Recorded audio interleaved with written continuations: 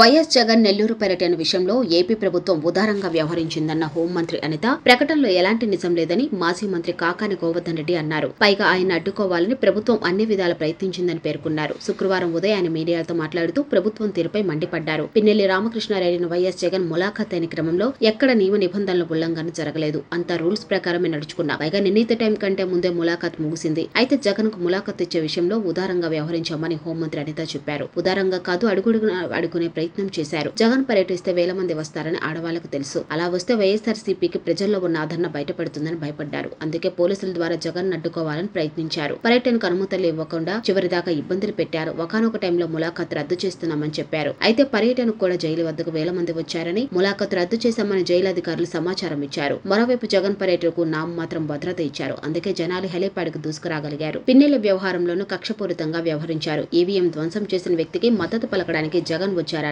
హోంమంత్రి అనిత ప్రశ్నించారు. ఆమె అసలు జగన్ ఏం మాట్లాడారో పూర్తిగా విన్నారా, లేదంటే అనుకూల మీడియా ఎడిటింగ్లు చేసిన వీడియోలు చూసి అలా మాట్లాడారా అర్థం కావడం లేదు. పిన్నెలపై అక్రమంగా కేసు నమోదు చేశారని, ఇది అన్యాయమని మాత్రమే జగన్ అన్నారు. అలాగే 11 చోట్ల ఈవీఎంలు ధ్వంసం చేసిన ఘటనలు జరిగాయని ఈసీనే చెప్పింది. మరి పిన్నెలపైన కేసు ఎందుకు పెట్టారు? ఇది ఉద్దేశపూర్వక చర్య కాదా అని కాకాని ప్రశ్నించారు.